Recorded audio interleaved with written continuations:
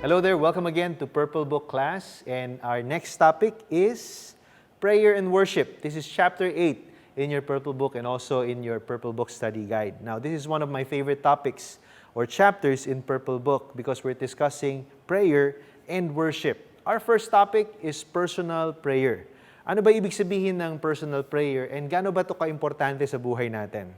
Now, our main point there in that chapter is that prayer is communicating with God. Prayer is communicating with God. Now, you've heard it several times mentioned in church, or narinig mo na siguro sa Victory Group leader mo, that Christianity is not a set of religious rules, or it's not about the rules, or it's not about a religion, but it's actually about a relationship with God. And just like any human relationship, maybe with your friends, or maybe it's with your spouse, you grow in that relationship through communication. The more you communicate with one another, mas lalo kayo nagkakakilala, mas lalong nag-grow yung relationship nyo sa isa't isa. And so, just like that, our relationship with God as well grows through communication. God communicates to us through His Word, and we communicate to Him primarily through prayer. Now, if you look at scriptures, maraming mga teachings about the prayer.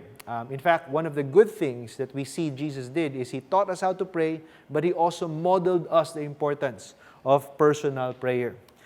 In Mark chapter 1, verse 35, it says, "Rising very early in the morning, while it was still dark, He departed and went out in a desolate place, or to a desolate place, and there He prayed." And so Jesus modeled here the importance of personal prayer. He had a specific time and a place where He's alone with the Father so that He can commune with God. The same thing is true for us. Siguro yung iba sa atin, yung desolate place natin o yung time natin, nagva-vary. Yung iba sa atin, gusto natin sa umaga, dun sa pagising mo, sa side table mo. Yung iba sa atin, sa kitchen. Yung iba sa atin siguro sa veranda. Yung iba sa atin, kung may room ka na sarili, that's where you do your personal alone time with God. Please keep doing that. Some of us prefer it in the nighttime. It's okay as well, as long as we have a personal time with our Heavenly Father. Jesus also taught us how to pray and about prayer. Matthew chapter 6, verse 5, it says here, "And when you pray, you must not be like the hypocrites, for they love to stand and pray in the synagogues and stand at the street corners so that they may be seen by others. Truly I say to you, they have received their reward." If you have your pens, underline this in your notes. They want to be seen by others. In other words, they're praying just so they're praying publicly, but there's no proof that it is also a private practice that they have. You see, if all our prayer life is public prayer, you know what? That is not coming from a genuine relationship with God. Jesus said it's actually hypocrisy when we do that. In other words, our public prayer life should be an overflow of our private prayer life with Him. In fact, verse 6 put it this way, "When you pray, go into your room and shut the door and pray to your Father who is in secret. And your Father who sees in secret will reward you." Verse 7 and 8 it says, "When you pray, do not heap up empty phrases as the Gentiles do, for they think that they will be heard for their many words. Do not be like them, for your Father knows what you need before you ask them." Ano ba ibig sabihin itong empty phrases? Empty phrases, in other translation, means babble. It means meaningless repetitions. Meaningless repetitions. And so we are not here, when we pray, it's not actually a formula that we recite. It is also, not prayers that we memorize and we keep repeating, and that's not prayer. You see, you can pray to God from your heart. You can pray to God whatever you're going through and whatever it is that you have in your mind, because you know that you're talking to your Heavenly Father. In fact, I want to note that if you noticed, 3 times in the scripture, the passage we've read, was the word Father mentioned. Meaning, ang emphasis ni Jesus for us is to understand that prayer, yes, is communing with God, but it's primarily conversing and developing and growing in our relationship with our Heavenly Father. It is not a religious ritual, it is growing in our relationship with God. And so with that, Jesus gave a pattern to prayer.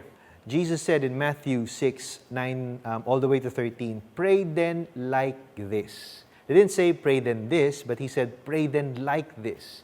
Ibig sabihin, as much as we pray this prayer, otherwise called as the Lord's Prayer, this is also a pattern that Jesus gave us so that we can grow in our personal prayer life. And so when we look at this prayer and try to understand it, you will see na meron siya mga segments na pwede nating gayahin para mag-grow yung ating personal prayer life. Number one is this: Our Father in heaven, hallowed be your name. It is always good to start our prayer, and part of our prayer is praising God for who He is. It says here, hallowed be your name. It means holy is your name. Do you realize that you're praying to a holy God? Do you realize that you pray not just to any person, but to the supreme being in the whole of the universe? It actually gives us a new perspective. When we pray and we realize that we're not just saying these words to another person, but to the most important person, the one with whom all things are possible, that changes the dynamics of our prayers. It says here, your kingdom come, your will be done on earth as it is in heaven. This is a time to commit our lives to the purposes of God. And so, it is a good time as well to listen to God and pray. See, prayer is not just us talking, but also us listening. And in this part, it would be good for us to listen to God and ask, Lord, sa araw pong ito, Lord, I commit to you all my plans, I commit to you all my meetings. Lord, is there anything that you want me to do in this meeting? Is there anything that you want me to do today, which is according to your will? It says there, give us this day our daily bread and forgive us our debts. This one, you can pray for your provision. Praying for your daily needs, whatever it is, whether it's for you, for your family, or for someone else, it is good for us to lift up our petitions to Him.